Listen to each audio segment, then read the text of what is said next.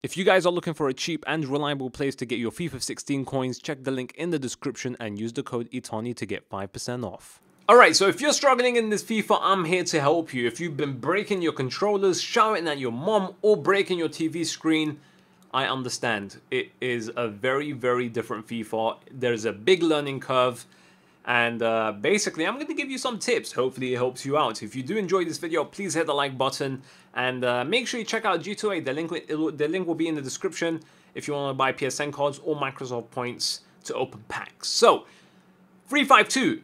If you guys remember in FIFA 13, that was an amazing formation. Very overpowered. And I would have to say it is... I think that's the only formation I saw people running in that game. FIFA 13 was crazy. It was fun.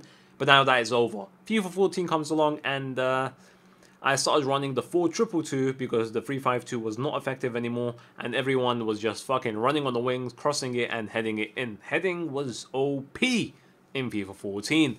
FIFA 15 comes along, 3-5-2 does not work in that formation. 3-5-2 does not work in that formation.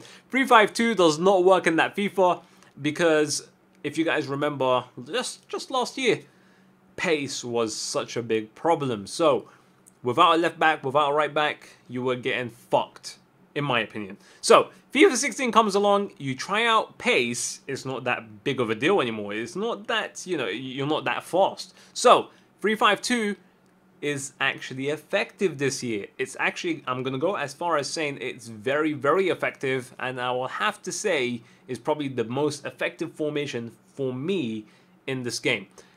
Second best formation is a 4-4-2. Is very effective in this game as well, and it's my second favorite formation.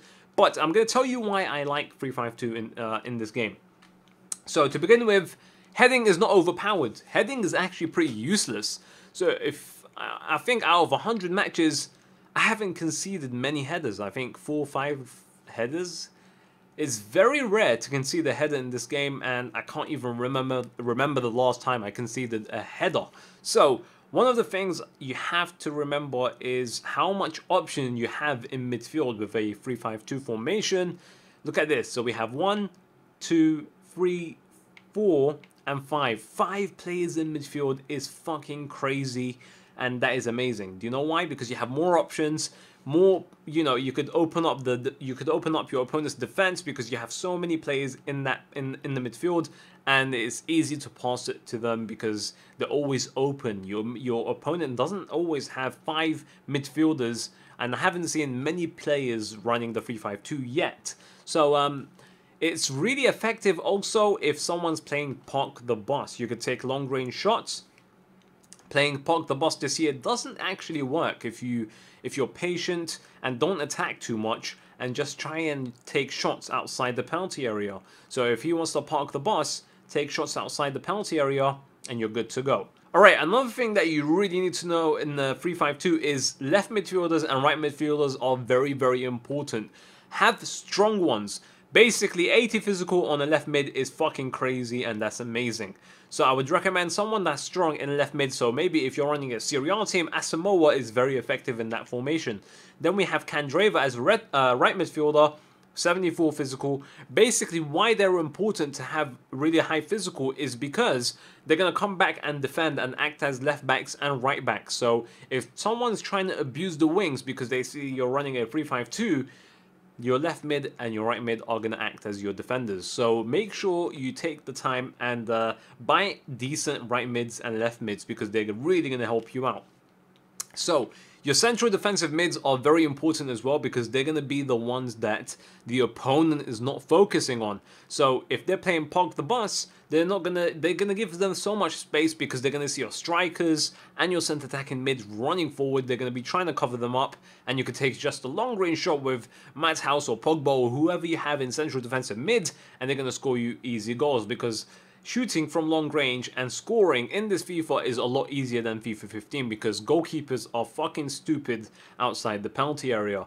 Alright, another thing I really like about the 3-5-2 is the centre backs. So what I really like is that you have 3 centre backs rather than 2, and basically after they pass Nedved, if they're running on the wings, you have to have a left centre back that is actually pretty fast because he's going to be the next man. He's going to have to catch up to them and intercept them if they're trying to cut in. or whatever they're trying to do. Same thing goes for your right centre back. Now, in this game, because crossing is so shit, as you guys know, corners, it's just your goalkeeper is going to come out and catch it. So corners are useless unless they pass it off to one of their players.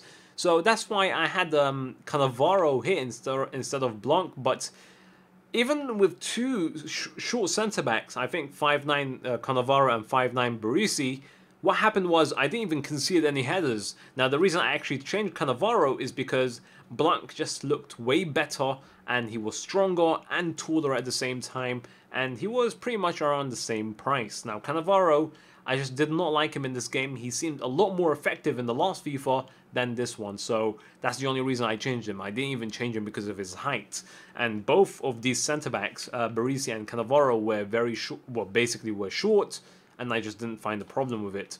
Now, what's important is to have a very strong and very tall centre-back in the middle to stop the through balls, because he's going to be your brick wall in the centre, and he's going to be probably your last man before your opponent is through onto goal. So it's very important to put a very high-rated centre-back in the middle, and someone that's strong enough and someone that's tall enough, because over-the-top through balls can still work in this game. But that is all there is to it, and I'm going to show you some of the instructions I have. Alright, so for your strikers, stay central, getting behind helps them make more runs, really helps you out if you're struggling to create anything forward. Then we move down to the centre attack mid, stay forward and stay on the edge of the box, because basically crossing is not that good in this game anyway, and also if you have a centre attack in mid that is amazing at shooting, why the fuck would you want him in the box anyway? So as you guys know, in the game in this year's game, the goalkeepers parry everything, and also from corners especially, they always hit it out, or they parry out, or also just catch it. So if they actually do parry out, you have Guarin waiting to take a shot.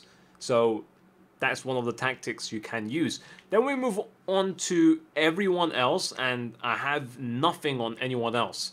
These are my instructions. I only have instructions on the forwards, centre attack and mid, 2 strikers, and that is it. That's basically how I've been winning my games. Overall, it's a very, very hard game to get used to. If you're playing like FIFA 15, it's not going to work.